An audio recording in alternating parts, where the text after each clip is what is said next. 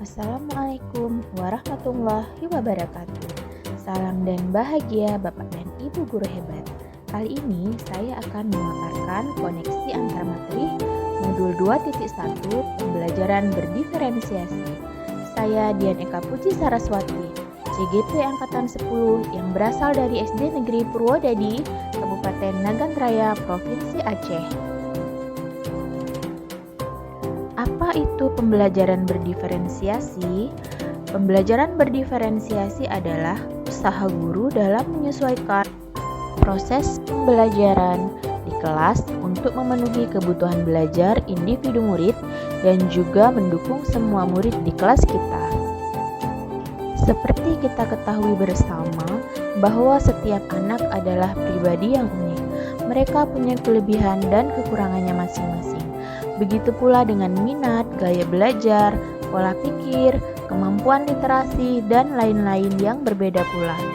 Diperlukan usaha guru untuk dapat memenuhi kebutuhan belajar murid yang berbeda tersebut, agar bakat dan minat belajarnya semakin meningkat dan mencapai tujuan pembelajaran itu sendiri.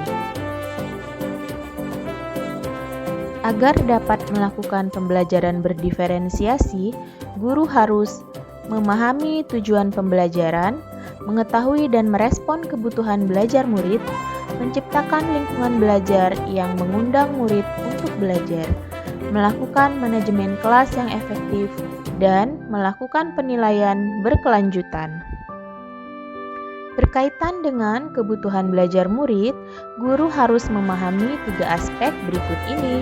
Yang pertama adalah kesiapan belajar murid atau readiness. Yang kedua, minat murid dan profil belajar murid. Pada aspek kesiapan belajar murid, guru wajib untuk menilai pengetahuan awal dan menentukan apa yang telah murid ketahui dan di mana murid berada. Kemudian, aspek minat murid.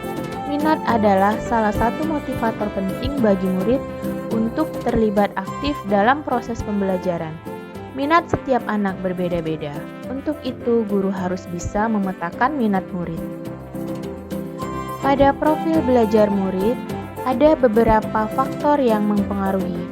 Yang pertama adalah lingkungan, kemudian budaya, gaya belajar murid, dan kecerdasan majemuk. Kebutuhan belajar murid dapat kita identifikasi berdasarkan cara-cara berikut ini. Yang pertama, mengamati perilaku murid. Yang kedua, mengidentifikasi pengetahuan awal.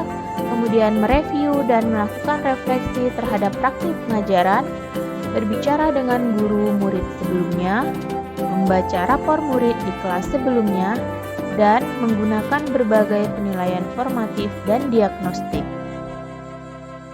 Ada 3 strategi untuk mendiferensiasi pembelajaran.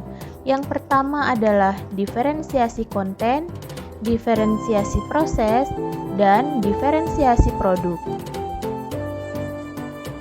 Pada diferensiasi konten, yaitu berkaitan dengan apa yang kita ajarkan, seperti materi, konsep, atau keterampilan yang perlu dipelajari berdasarkan kurikulum. Mendiferensiasikan konten bisa dilakukan dengan membedakan pengorganisasian atau format penyampaiannya, bukan mengubah atau menurunkan standar kurikulum. Strategi berikutnya adalah diferensiasi proses. Kegiatan belajar yang memungkinkan murid berlatih dan memahami konten dengan cara membedakan proses yang harus dilakukan oleh murid.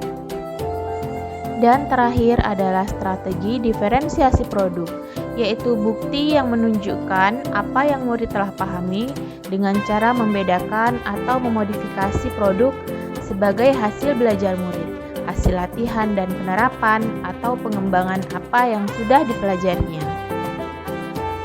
Adakah keterkaitan antara modul pembelajaran berdiferensiasi dengan modul-modul sebelumnya? Tentu saja ada kaitannya. Misalnya, kaitan antara modul 1.1 dengan modul 2.1.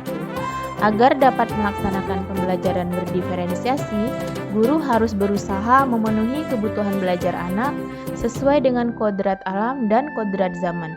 berdasarkan filosofi Ki Hajar Dewantara. Kaitan antara modul 1.2 dengan modul 2.1. Dalam melaksanakan pembelajaran berdiferensiasi, seorang guru penggerak harus berpihak pada murid, reflektif, mandiri, kolaboratif, dan inovatif untuk menciptakan pembelajaran yang dapat memenuhi kebutuhan murid. Oleh sebab itu, seorang guru penggerak dapat mewujudkan kepemimpinan murid dengan menuntun murid merdeka dalam belajar yang sesuai dengan nilai dan peran guru penggerak.